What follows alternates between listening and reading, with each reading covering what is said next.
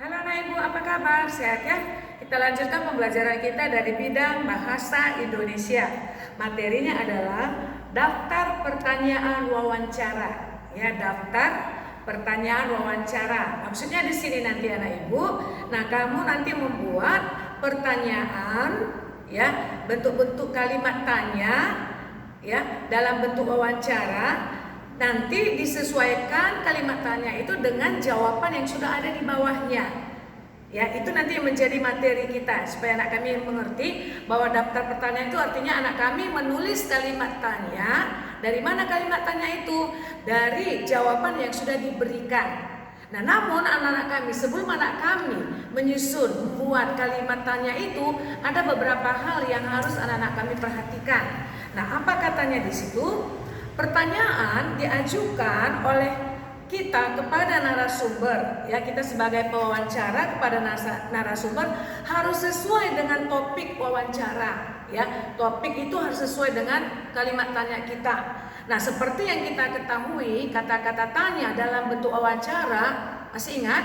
Ya, apa, siapa, mengapa, bagaimana, di mana, ya kan? Dan seterusnya. Nah, itulah contoh beberapa kata-kata tanya. Dan itu nanti anak kami gunakan di dalam penyusunan kalimat tanyanya. Nah, kemudian sebelum itu katanya, kalimat tanya tidak boleh dua digunakan. Ya, dua kata tanya digunakan. Artinya kita bertanya, tapi sekali dua kita tampilkan kata tanya. Misalnya kata apa dan bagaimana. Nah, biasa itu tidak boleh. Ya, boleh kita gunakan beberapa kata tanya apabila dalam bentuk kalimat pertanyaan itu tidak pada kalimat atau dalam pertanyaan yang sama. Ya, misalnya apa dan siapa yang kamu kenal atau yang kamu ketahui tentang peristiwa itu? Apa dan siapa? Nah, itu tidak boleh anak kami. Ya kan? Tapi kalau kita gunakan saya, apa yang terjadi pada peristiwa itu? Nah, itu baru benar. Makanya dikatakan kata tanya itu sebaiknya dalam kalimat tanya itu cukup dengan satu. Nah, apabila mau kita pakai lagi dengan kata siapa, nah kita gunakan dalam bentuk ya penggunaan kalimat yang lain, walaupun masih dalam peristiwa atau kejadian itu.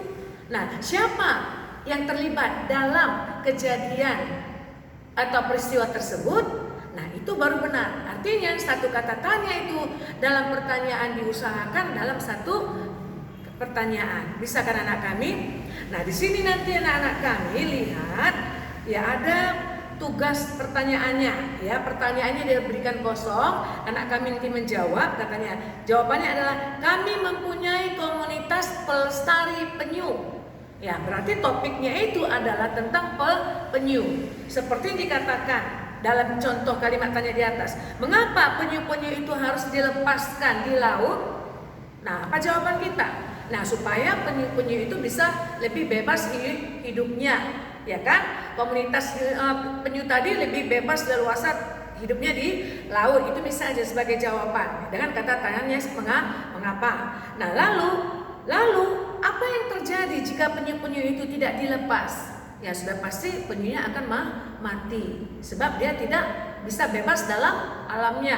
Ya, kita tahan dia, artinya kita tidak berikan dia di air tadi, di laut tadi. Kita tahan dia misalnya di dalam satu keranjang, kita tutup dia di situ, pasti mati kan?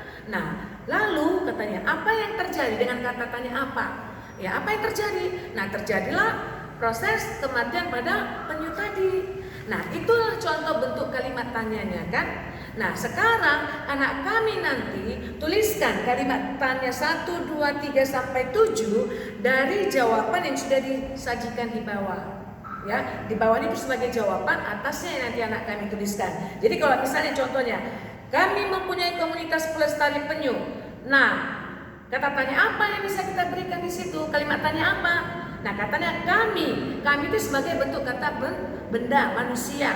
Nah, berarti ingat kan, untuk menanyakan kepada manusia itu apa? Siapa? Iya kan?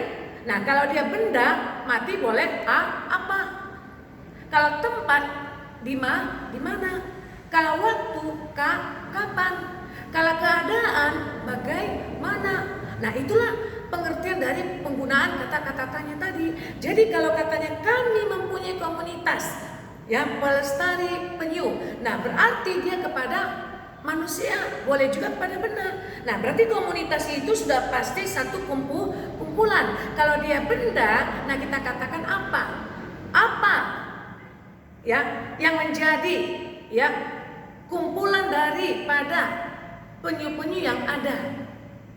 Ya, artinya, nah adakah penyu-penyu itu berkumpul di dalam satu komunitas? Ada. Nah, itulah kami mempunyai satu komunitas. Itu satu contoh ya. Nah, apa nama komunitas atau apakah ada ya bentuk kumpulan dari penyu-penyu tadi? Nah, ada. Nanti kalau apakah itu kata tanya kan? Nah, artinya nah apa atau siapa? Atau apa nama kumpulan daripada penyu-penyu tersebut? Nah, itulah kami.